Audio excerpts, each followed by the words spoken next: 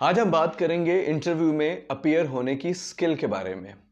मैंने बहुत ऑब्जर्व किया है कि जब भी कोई कैंडिडेट इंटरव्यू देने आता है, तो जब उससे पूछा जाता है कि आपने क्या-क्या प्रोजेक्ट किए हैं, तो जब अपनी प्रोजेक्ट की डिटेल देता है, तो उसके साथ-साथ वो पूछने पर अपने प्रोजेक्ट्स को ऑन करता है। यानी जब उससे पूछा जाता है कि फलां प्रोजेक्ट में आपकी क्या पार्टिसिपेशन थी, तो वो कहता है कि सारा प्रोजेक्ट स्क्रैच से मैंने बनाया।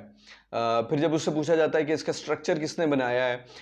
या इसके डिसीजंस किसने किए हैं, या उसकी टाइमलाइंस किसने मैनेज किए हैं, टीम को लीड किसने किया है, कम्युनिकेशन किसने किया है, और क्रिटिकल डिसीजंस किसने किए हैं, ट्रबल शूटिंग किसने किया है, मतलब टेक्निकल टू नॉन टेक्निकल। तो ख़ास तौर पर जो टेक्निकल, जो मेरी ऑब्जर्वेशन में रहते हैं, टेक्निकल जब कैंडिडेट्स आते हैं सॉफ्टवेयर के या कोई भी ऐसे, तो हमेशा वो प्रोजेक्ट की ओनरशिप लेते हैं कि ये प्रोजेक्ट स्क्रैच से हमने बनाया, उसकी टाइमलाइंस हमने मॉनिटर की हैं, हमने डिसाइड किए हैं, स्ट्रक्चर हमने बनाया है, डिसीजंस हमने लिए हैं, टीम को हमने चलाया है, कम्युनिकेट हमने किया, क्लाइंट को हमने डील किया। तो जब वो सारी ओनरशिप ले लेते हैं, तो इंटरव्यूअर का ये सारे सवाल पूछने का मकसद होता है, यानी उसका ऑब्जेक्टिव होता है कि वंस वो आपसे ये पूछ ले कि आपने क्या प्रोजेक्ट किया है, तो जो सेंसिबल, जो समझदार इंटरव्यूअर होता है, उसका ऑब्जेक्टिव ये होता है कि जो इसने प्रोजेक्ट किया है, मैं उसके हवाले से इससे सवाल पूछूं।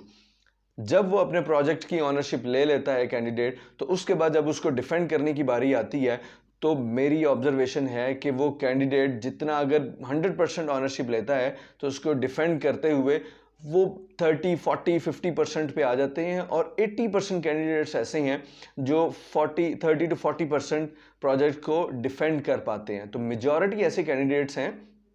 जो उसको डिफेंड ही नहीं कर पाते, यानी प्रोजेक्ट जो उन्होंने ऑनरशिप ली है कि ये सारी चीज़ें हमने की हैं, सारे एरियाज़ को हमने देखा है, जब उसको जस्टिफाई नहीं कर पाते, तो रिमेंबर वन थिंग, आप जिसको इंटरव्यू दे रहे हैं वो कोई जाहिल इंसान नहीं है, वो एक पढ़ा लिखा इंसान है और आपसे बेहतर है। और रिमेंबर वन थिंग, आप उसको नौकरी देने नहीं जा रहे, उससे नौकरी लेने जा रहे हैं। जब आप नौकरी लेने जा रहे हैं, तो आप ये चाहेंगे कि आपका अच्छा इंप्रेशन आए। और व्हाट डू यू थिंक, आप जब पहले 2-3-4 मिनट में जब प्रोजेक्ट्स की ओनरशिप ले रहे होते हैं, अपने प्रोजेक्ट्स को डिफाइन कर रहे होते हैं, तो जब डिफेंड करने कोई और आएगा, डेफिनेटली आपको ही अपने प्रोजेक्ट्स डिफेंड करने, और आप अपने किसी रिश्तेदार को इंटरव्यू देने नहीं जाते। आप इंटरव्यूअर को इंटरव्यू देने जाते हैं जिसने प्रैक्टिकली प्रोजेक्ट्स में आपकी स्किल्स को यूटिलाइज करना है। तो अगर आप अपने प्रोजेक्ट्स को ऑन करने के बाद डिफेंड नहीं कर पाते, तो उसका कोई फायदा नहीं है। इसलिए मैंने देखा है कि बहुत से लोग ऐसे हैं जो प्रोजेक्ट को ऑनरशिप लेने के साथ साथ वो बहुत ज़्यादा स्किल्ड नहीं होते, लेकिन उनमें एक बड़ी महारत होती है कि वो इंटरव्यू विनिंग कैंडिडेट्स होते हैं। मतलब बहुत लोग, बच्चे बच्चे ऐसे भी आते हैं कि जिन्होंने बहुत काम नहीं किया होता, लेकिन उनमें ऐसी स्किल होती है कि वो इंटरव्यू को विन कर लेते हैं, अपनी थोड़े काम को भी ज़्यादा अच्छा कम्युनिकेट करते हैं, और इन केस उनको कोई चीज़ नहीं भी आती, जो कि कोई बड़ी बात नहीं है, तो वो उसको अच्छा डिफेंड करते हैं कि फ़लाँ चीज़ मुझे नहीं आती, मैं सेल्फ लर्निंग से बहुत कम टाइम में ये चीज़ें सीख लूँगा। और दूसरी तरफ अगर देखें, तो बहुत से कैंडिडेट्स ऐसे भी आते हैं कि जो ख़ास तौर पे ऑपरेशंस में या टेक्नोलॉजी के ऐसे कैंडिडेट्स आते हैं जिन्होंने काम तो बहुत किया होता है, लेकिन वो अपने प्रोजेक्ट को डिफेंड नहीं कर पाते, यानी कम्युनिकेट नहीं कर पाते।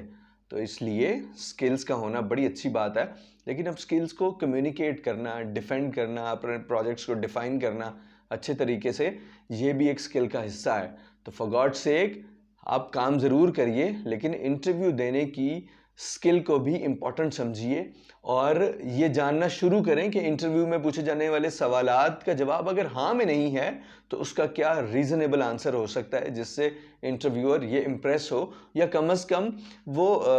आपको दे के ये जज ना करे, या आपका बैड इंप्रेशन ना ले इस चीज़ से। ठीक है, तो ये इंपॉर्टेंट चीज़ें हैं कि आप अपने प्रोजेक्ट को जो ऑनरशिप लें, उसको डिफेंड करना आना चाहिए, और जितना काम किए उसको कम्युनिकेट करना आना चाहिए। तो मेरा ख्याल है कि आपके कामयाब होने के चांसेस मैक्सिमम हो जाते हैं।